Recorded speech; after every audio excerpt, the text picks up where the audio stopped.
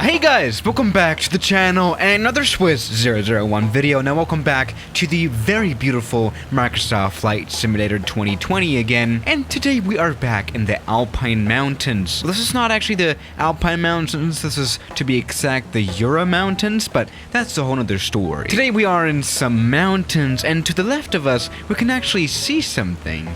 And that is an airport, or perhaps an airstrip, and this airstrip is very interesting. This is one of the shortest runways that there are, 333 meters. Yes, that number is fully correct, and I don't think it's a coincidence. Yeah, this is a very interesting altiport again. Yeah, we're in the country of France, of course, where airports like this are not particularly uncommon. You can see a lot of altiports here that have a very interestingly sloped runway, just like this one does. Let's go ahead and get this Cessna 172 just landed down on this runway. This is gonna be a little bit of a close one. Once we're getting closer to this runway, we can actually realize the slope that this runway has. It's extreme. Let's go ahead. That was a really hard landing there. Okay, but we have actually stopped. And actually, we want to make sure that we don't stop here actually on the slope part, because then we'll not be able to make it up this mountain, which we were now. That's perfect. We have this cute little airport house here, and that's literally all that is to this very small altiport. And as you can tell by the name altiport, it's an airport located in the mountains at altitude. You know, most of these altiports that there are on this planet, and particularly in France, have very interestingly sloped runways, just like this one. Most of these airports actually require a special license, a mountain wheeling license, that's what it's called, which basically means you have to be trained to land on sloped runways like this, because it's quite tricky. As you could see with this kind of landing, I also kind of failed. Let's actually try a different plane.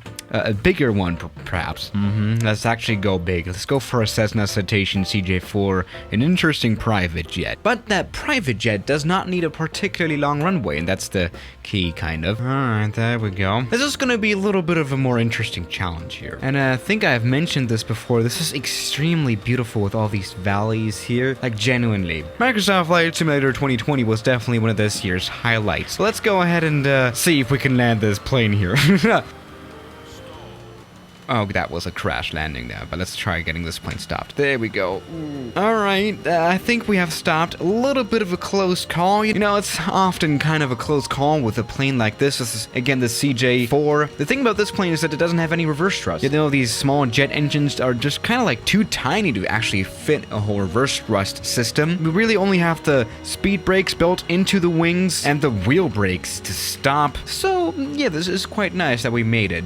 We can try a bigger plane here as well. I mean, we can try somewhat of an airliner. It's probably not a good idea. A320neo. By the way, the altiport that we're talking about is kohlbrenner. I don't think I've mentioned the name before, but that doesn't really matter. Let's try getting this plane landed. Alright, there we go. Our A320 is already standing there. Let's see if we can make it off. I mean, this slope is very extreme. Yeah, literally what they did here was put an airstrip on on a mountainside. So there may be a little bit of a chance to try and take off with this kind of slope there. Let's try to use the most runway distance possible. There we go. Engines running at full power. Let's release the parking brake. And we're off. Let's go ahead and set the flaps while we are rolling, which is something that you don't usually do, but, you know, this allows us to gain a little bit more speed. And now, down the slope. Alright, and a takeoff. Come on, we can do it. Or we... Oh, that has not worked. That has not worked. Trees! Okay, that hasn't particularly worked out. I mean, this is quite a big airliner. What we can try is going a little bit of a step back. So let's try the Cessna Citation Longitude, which is basically the bigger brother of the CJ4 that we've tried earlier. This one is really now quite a bit bigger. This one also features reverse thrust on its engine. Maybe this, no, this will not work properly, will it? Alright, there we go. A little bit of a bigger plane. Let's try getting it landed here or something. Alright, we're coming in. I'm using a little bit of more speed for this landing, again, to cope with this extreme slope that we have on this runway, because we don't want to stall out above the runway and literally crash on it.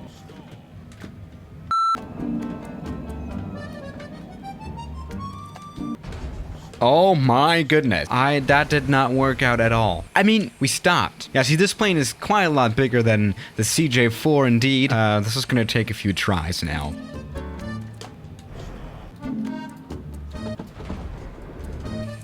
I mean, that's another stop.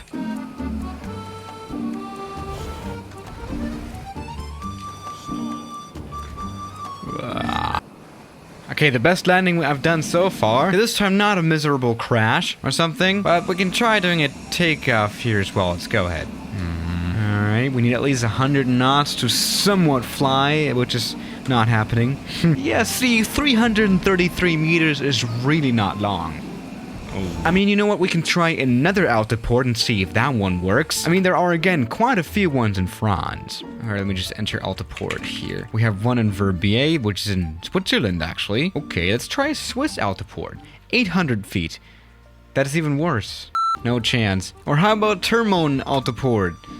800 feet. God damn. I mean, an airport that is a little bit more accessible for a plane like this is Courchevel, 1,700 feet at least. Obviously, very famous airport. I mean, we can try getting this pretty big private jet landed here. Alright, infamous Courchevel is ahead. Let's try getting this plane landed here. Okay. Oh, no. Oh, Jesus. Alright, another proper crash landing there again, but, I mean, this time around we have stopped without completely crashing. That was only like a minor crash that maybe would have only killed one of the 10 passengers on board instead of like all of them, right? So that's totally fine. Yeah, probably not. So yeah, I think that the Cessna CJ4 wins this round as well here. I mean, again, it's a smaller plane, so it needs less runway. It can fly at a very much slower speed. Even though it does not have reverse thrust compared to the big brother of it, the citation longitude, it still does need a very long runway. But let's just get this plane landed here first before we actually judge, right? Oh. Yeah, that was not a good landing, but there we go. We have stopped perfectly fine, you know, thanks to our slow speed of like a few knots on the landing. That was totally fine. So that is Courchevel for you. CJ4 is perfectly approved for an airport like this. No, actually not. The only planes that can actually fly here are some turboprop planes like the PC-12. These are some planes more suitable for this place, but yeah. So yeah, guys. Thank you for watching today's video. And I'll see you tomorrow as always. Good night. And we're falling off the cliff, huh?